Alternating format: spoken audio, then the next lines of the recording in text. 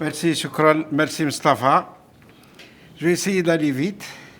Bon, ce que je vais vous présenter, ça n'a rien à voir avec l'intelligence artificielle, c'est le bon sens, c'est le bon sens humain, surtout le bon sens humain. C'est des données qui sont issues essentiellement du ministère de l'Énergie, c'est les bilans, pour que vous puissiez, en quelque sorte, afficher la première, l'autre. Voilà, ok. Non, la suivante. Voilà. Donc, la contribution que je vais présenter n'est autre qu'une sorte d'introduction, en quelque sorte, pour fixer un petit peu l'objet essentiel de notre... Je ne sais pas si les gens qui sont par là voient ou là... Donc, en quelque sorte, c'est juste l'état des lieux, l'état des lieux, pour que vous puissiez par la suite, surtout à travers les 3 communications qui vont venir. Donc l'objectif, c'est comment comprendre pourquoi il faut agir maintenant pour inverser le modèle actuel de consommation énergétique et puis comment agir, qu'est-ce qu'il faut entreprendre, etc. Ce sont beaucoup plus les collègues qui vont me suivre, qui vont certainement nous tracer, nous faire des recommandations. Tandis que moi, je vais me contenter de faire l'état des lieux. Comment on avance avec ce truc-là? Voilà. Alors, je rappelle d'abord qu'en 2021, le Club Énergie, on n'a pas attendu aujourd'hui pour tirer la sonnette d'alarme. En 2021, nous avons organisé une conférence et un débat sur la sécurité énergétique, la souveraineté énergétique. Un colloque, ou la conférence, c'est un débat. Donc, et ce colloque a été organisé à partir des bilans énergétiques des 20 dernières années, où on a constaté par exemple une baisse des réserves, une baisse des productions, des retards importants en matière d'énergie renouvelable et des actions qui étaient insuffisantes en matière de rationalisation de la consommation des énergies. Le directeur général de l'APRU, il est là, vous pourrez lui poser des questions, pas seulement... Donc, le Club Énergie, nous avons, en quelque sorte, fait des propositions. Nous avons fait ce qu'on a appelé un plaidoyer, qu'on a envoyé pratiquement à toutes les institutions, y compris à la présidence de la République, au ministère de l'Énergie, aux différents ministères concernés, etc. On leur a dit, voici ce que nous pensons, voici ce que nous recommandons comme stratégie, comme action à entreprendre pour maîtriser la consommation énergétique, pour assurer la sécurité énergétique à long terme. Ça, c'est le plaidoyer que nous avons fait. Bon, maintenant, l'état des lieux, depuis 2021. Est-ce qu'il y a eu des changements? C'est la question qu'on doit se poser aujourd'hui. Ou plutôt, depuis 2013. Moi, je vous rappelle que, en fait, ce n'est pas 2013, c'est 2011. En 2011, il y a eu un programme énorme de 22 000 mégawatts, je crois, 22 000 mégawatts d'énergie renouvelable qui a été lancé en 2011. 2011, il a fallu attendre 2017 pour qu'il soit réorganisé en 17 000, si je ne me trompe pas, 17 000. Il a fallu attendre 2020 et 2021 pour que ça soit lancé avec 15 000 mégawatts. Donc, il faut se poser ces questions. Alors, les enjeux, est-ce qu'ils sont toujours les mêmes depuis 2013? Pourquoi j'ai mis 2013? En fait, 2013, c'est la modification de la loi pétrolière. C'est à ce moment-là qu'on a senti que les hydrocarbures, les ressources sont en train de s'épuiser, qu'il fallait faire quelque chose, qu'il fallait, en quelque sorte, même si ça ne plaît pas à certains, passer aux hydrocarbures non conventionnels, c'est-à-dire le gaz de schiste. C'était le gaz de schiste. Donc, c'est pour ça que j'affiche 2013. Donc, la solution, c'est... Alors, est-ce que s'il faut augmenter les ressources, est-ce qu'il faut les remplacer par quoi, etc., etc. Il faut se poser ces questions. Mais sans oublier quand même, que, de toute façon, qu'on le veuille ou non, les hydrocarbures, c'est le cœur de l'économie algérienne. C'est la rente. Parce que c'est bien beau, il y a beaucoup de gens qui disent il faut arrêter, il faut, etc. Oui, mais aujourd'hui, je suis désolé, la rente pétrolière, c'est quand même 90% ou un peu plus des recettes et c'est la principale couverture de les importations. Bien, donc l'essentiel. Alors, qu'est-ce qu'on a comme... Alors, je reviens à l'état des lieux. Qu'est-ce que nous avons comme ressources? Vous avez là les chiffres qui sont officiels. Hein. Je n'invente absolument rien. Nous avons 12 milliards de barils de pétrole en place, 2300 milliards de mètres cubes qui restent en place, et c'est un peu plus même. Hein. C'est un peu moins. Parce que ça, ce sont les réserves de 2021. Hein. J'ai repris exactement les mêmes pour ne pas trop... Alors, voilà ce que nous avons. Des réserves restantes en matière de GPL aussi. Des réserves conventionnelles à explorer parce qu'on dit qu'il y a encore des hydrocarbures à découvrir. Maintenant, est-ce qu'on va les découvrir? Est-ce qu'on va pouvoir les exploiter, etc., etc. On parle de techniquement récupérables, pas plus. Et bien sûr, des réserves non développées de non conventionnelles. C'est-à-dire, c'est le fameux gaz de schiste. On a quand même, et c'est vrai, on a 22 000 milliards de mètres cubes de gaz dans le sous-sol. Et on a un potentiel énergie renouvelable énorme. Uniquement pour le solaire et l'éolien, nous avons un potentiel de 212 000 à 242 000 TWh, selon que ce soit un système fixe ou tractable. Ce sont les données du professeur Hamoudi. Il n'est pas là, je crois qu'il est... moi, je l'ai invité, mais je crois qu'il est absent. C'est lui qui a donné ces chiffres. Il les a évalués quand même. Hein. Ce n'est pas n'importe qui. Le professeur Hamoudi, il connaît parfaitement ce... Voilà l'état des ressources. Voici ce que nous avons dans notre sous-sol. Maintenant, bon, ce tableau, bon, je sais que vous ne voyez pas tellement grand-chose des chiffres, ne vous en faites pas. Je l'ai affiché juste pour vous dire que je me suis amusé à reprendre tous les chiffres de tous les bilans depuis 2013 jusqu'à aujourd'hui pour essayer comment on dit, de caractériser la situation actuelle, l'état des lieux. Je vais passer, mais je vais le reprendre après, par la suite, dans le détail, c'est-à-dire morceau par morceau, pour que vous puissiez le voir dans l'écran. Bien. Alors, l'analyse du bilan 2024, parce que 2025, on n'a pas encore de bilan officiel, il n'a pas été publié.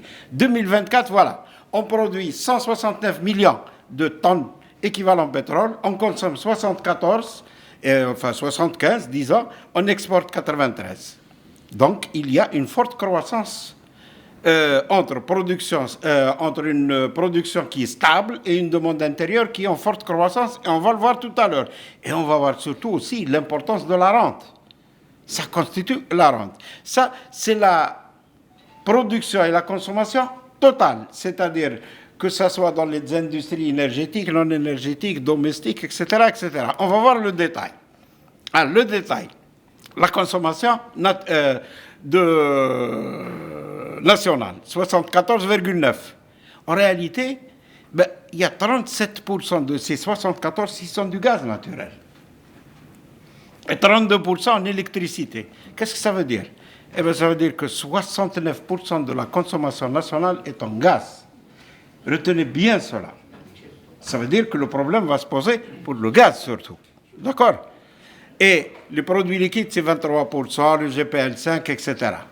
Voilà, ça c'est... Mais quand on regarde un petit peu la consommation finale, par exemple, la consommation finale, elle est de 57. Pourquoi 57? C'est la différence entre 74 et 57, c'est la consommation énergétique et non énergétique. C'est-à-dire la consommation du secteur énergétique lui-même, dans les pipes, etc., et les industries non énergétiques. Ce qui fait qu'il reste, c'est 57, c'est la consommation finale, en énergie, vraiment énergie. Et elle est à 71% constituée par du gaz. Vous voyez un petit peu l'importance du gaz. Bien, je passe encore. Et je suis en train de détailler le fameux tableau que je vous ai montré tout à l'heure. Hein. La consommation finale, elle est 57. Voilà, vous avez à votre droite le fromage là qui montre de toute façon que l'essentiel est en hydrocarbures, c'est simple. Et ce qui est important, c'est surtout en gaz. Bon, l'électricité, c'est du gaz aussi, hein? Donc c'est pas autre chose. Bien, quand on voit par exemple par secteur, on voit que le résidentiel est à 47%. Il faut bien garder à l'esprit ce truc-là, parce qu'on va parler d'économie d'énergie, d'accord? 47%. L'industrie et les BTP, il n'y a que 24%. Alors que quand vous allez dans le monde, par exemple dans d'autres pays, c'est inversé. C'est l'industrie qui consomme. C'est elle qui produit quelque chose. Quand on dit on va faire des économies d'énergie, on va y arriver tout à l'heure. Et il faut faire des économies là où ça ne rapporte rien au pays. C'est un secteur qui crée de l'emploi, qui crée de la richesse, qui aide. Au contraire, moi, à mon avis, il faudrait lui donner plus d'énergie. Bien sûr, il faudra qu'il consomme mieux. Ça va de soi. Avec beaucoup d'efficacité. Mais il ne faut surtout pas arrêter, parce que c'est l'économie du pays. Hein? D'accord? Alors, je continue encore. Là, les carburants. Et oui, c'est aussi un problème, les carburants.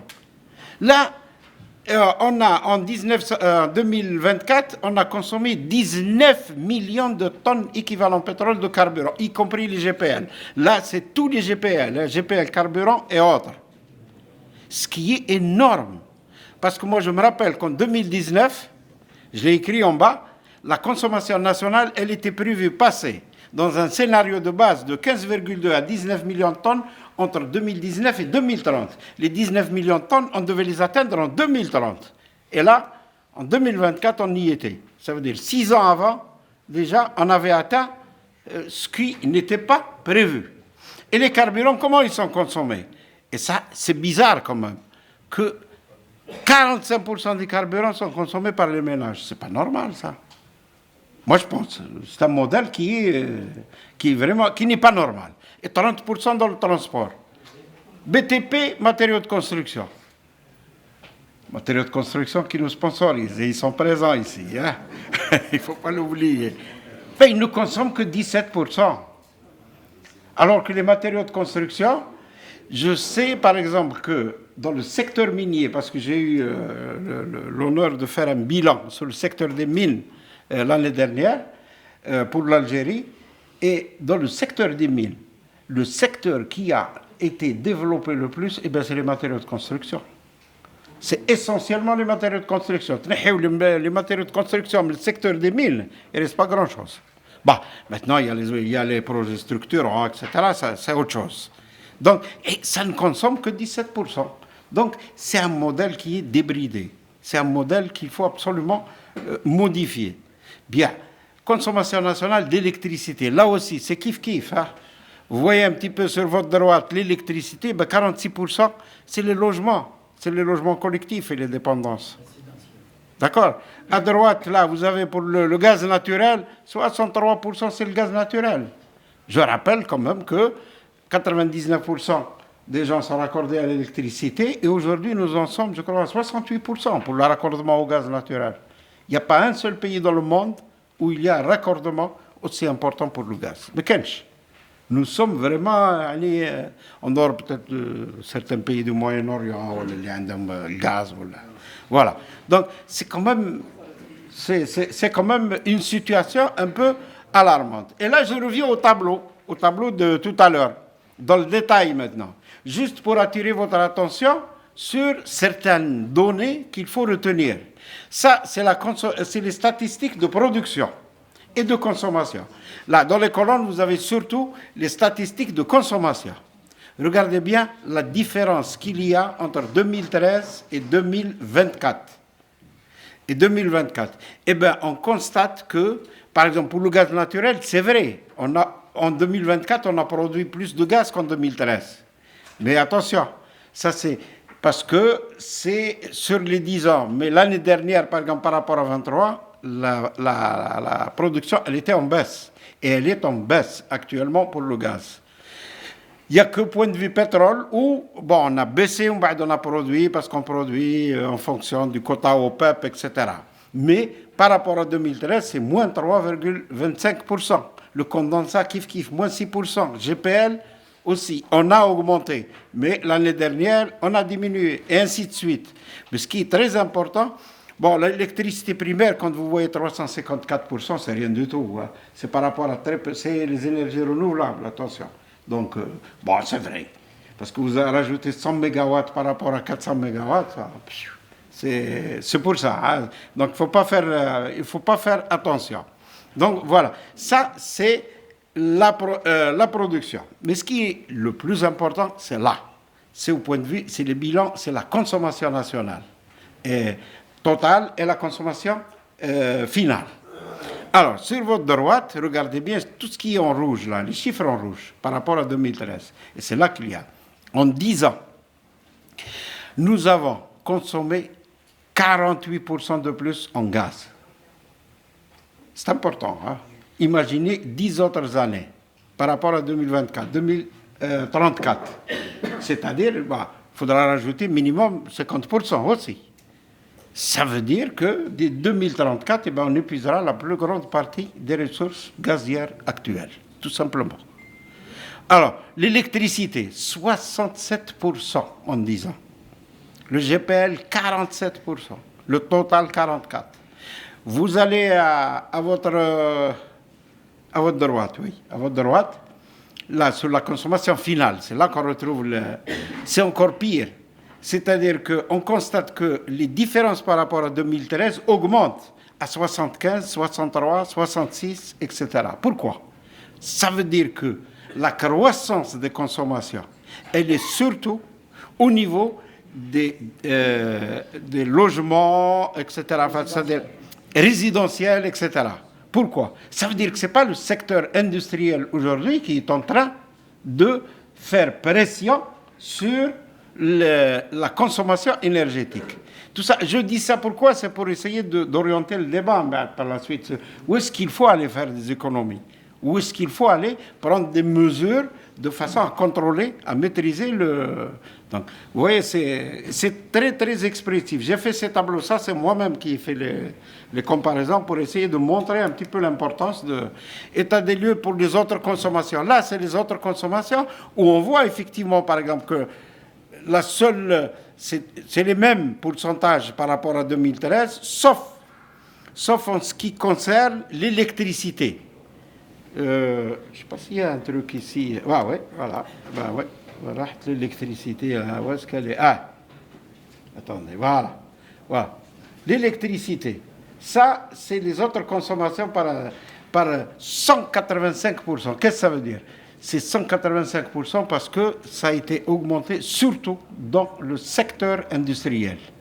C'est le secteur industriel. Ça veut dire qu'il y a quand même un développement. Et ça, c'est très significatif. Donc, et là, c'est un secteur peut-être où il faudra de l'efficacité, mais il faudra tenir compte quand même de l'économie du pays, des besoins du pays. Mais globalement, donc, c'est 4,5%. Retenez bien ça. Voilà ce qu'on consomme en gaz total, hein, c'est-à-dire pour distribution et électricité. 4,5%. C'est un taux de croissance qui est rare dans le monde. Hein. Il n'y en a pas. Il n'y a pas beaucoup de pays qui ont ce type de... Voilà. Alors, je suis presque à la fin. Hein. J'espère que... À la râle. Voilà. Scénario de consommation. Ah, ça aussi. Alors, les scénarios de consommation, ça c'est Sonelgaz, hein, c'est pas moi.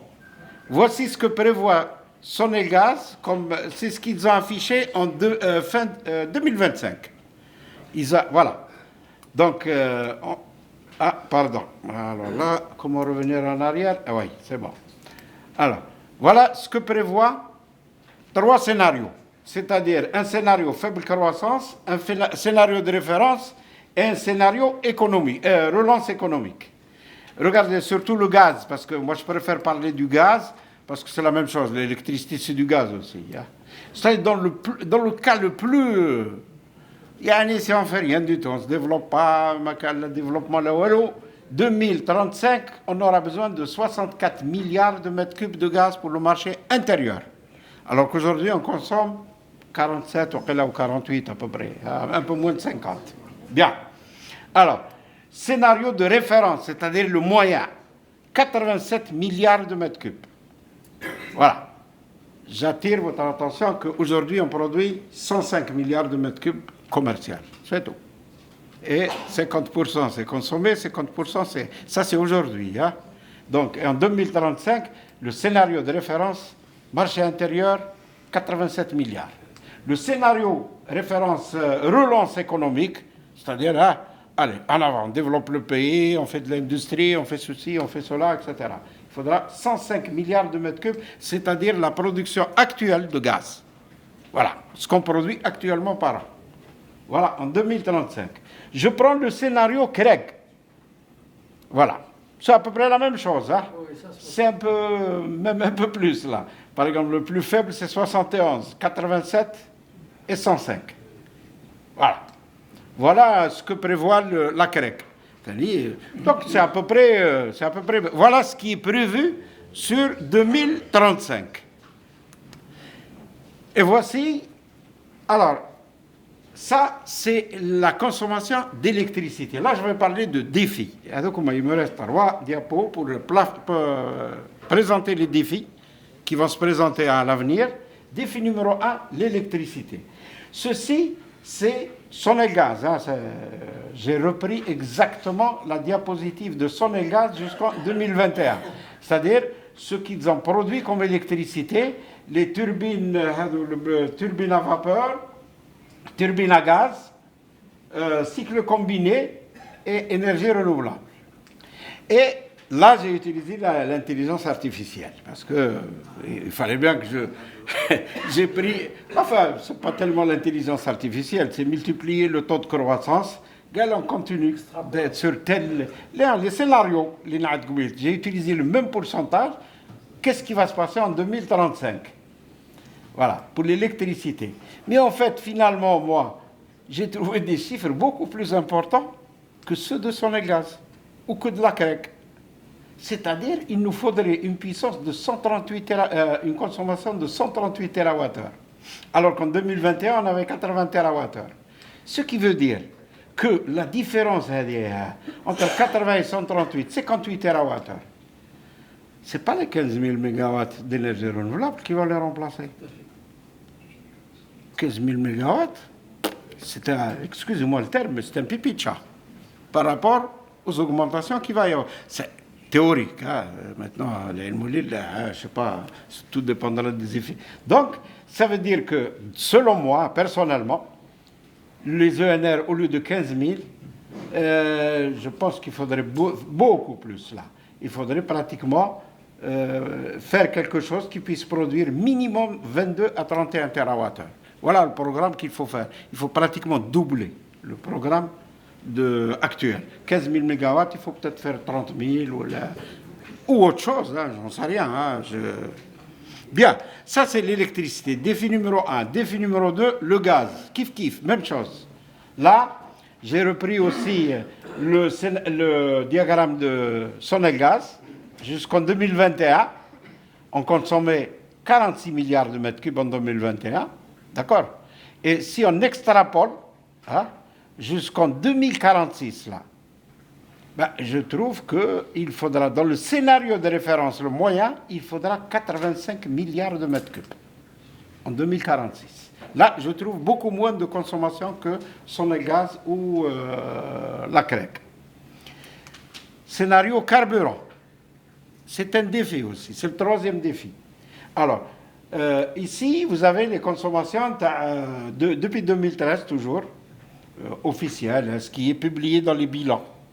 Ici, vous avez les 2 scénarios que j'ai pu trouver dans la littérature de l'ARH. Et ils ont publié ça, l'ARH. Ils ont publié 2 scénarios, c'est-à-dire un scénario faible croissance. Et ça veut dire qu'en 2040, on aura besoin de 23 millions de TEP. Alors qu'aujourd'hui, on en est, enfin en 2024, on en était à, je ne me rappelle plus du chiffre tout à l'heure, 16 ou là. Ça, si on ne fait rien, si on n'importe pas de véhicules, etc. Mais si jamais tout marche, c'est un développement, etc., on risque d'avoir besoin de 34 millions de TEP. 34 millions de TEP en produits pétroliers, attention. Ce n'est pas en pétrole. Ça veut dire que pour avoir les 34 millions de TEP, il faudrait raffiner quelque chose comme 50 ou 60 millions de tonnes de pétrole. Hein? Ça veut dire qu'il faut raffiner toute la production nationale pour avoir les 34. Vous voyez un peu, ça c'est un défi sur lequel il faut travailler. Voilà. Donc, les 3 défis hein, que je viens de présenter. Et en conclusion, voilà. Donc, qu'est-ce que vous voulez que je vous dise? Toutes ces données de base, de toute façon, là, moi je les fournis pour focaliser les débats sur les véritables enjeux en matière de consommation énergétique. Et leur analyse, c'est elle qui doit nous permettre de faire des recommandations. Et attention, d'efficacité énergétique, parce qu'il y a beaucoup de gens qui pensent que l'efficacité, par exemple, c'est l'augmentation du prix. Non, non. L'efficacité, c'est l'amélioration des performances, des usages, des systèmes, etc. Ce n'est pas une question de prix ou de quoi que ce soit. C'est les systèmes. La sobriété, elle, oui, c'est le redimensionnement des services rendus, c'est-à-dire redimensionner. Ça veut dire quoi? Ça ne veut pas dire donner moins de gaz à X ou à Y. Non, c'est donner le gaz là où ça peut rapporter plus de gaz. Diminuer le gaz ou l'électricité là où ça ne sert à rien de le donner, etc. C'est redimensionner l'attribution ou l'affectation, merci. L'affectation de l'énergie, c'est ça le truc. Et bien sûr, il faudrait aussi les énergies renouvelables, c'est important, parce que ça permet d'économiser des ressources fossiles épuisables. Et enfin, des réformes politiques et publiques. La Ghalba, il faut en parler, il faut des réformes. Je crois que M. Mustafa l'a dit tout à l'heure, il faut absolument, en matière de politique et de prix, etc., il faut revoir, je ne sais pas comment il faut faire, ça je préfère ne pas en parler, je pense que les autres vont... Le dernier truc là, c'est le dernier, hein. J'affiche encore d'autres pourcentages, mais c'est exactement ce que... là, pour nos amis des matériaux de construction, ils sont là. Ah, vous ne consommez que 9,8%, hein. C'est tout. C'est pas grand-chose, hein, par rapport au total, évidemment. Et 39% dans le secteur industriel, ce qui veut dire que... pardon, voilà. Ça veut dire que les 39% dans le secteur industriel. Dans le secteur industriel, les matériaux de construction, ils consomment 39%, mais c'est 39% quand même qui font fonctionner l'économie du pays. Hein. Il faut pas... Je ne suis pas en train de défendre les matériaux de construction parce qu'ils nous ont sponsorisés. C'est la réalité, non, il faut... Et je le justifie parce que ça crée... Dans le secteur des mines, moi j'ai constaté que c'est le seul secteur qui s'est développé, c'est tout. Et les agrégats, etc.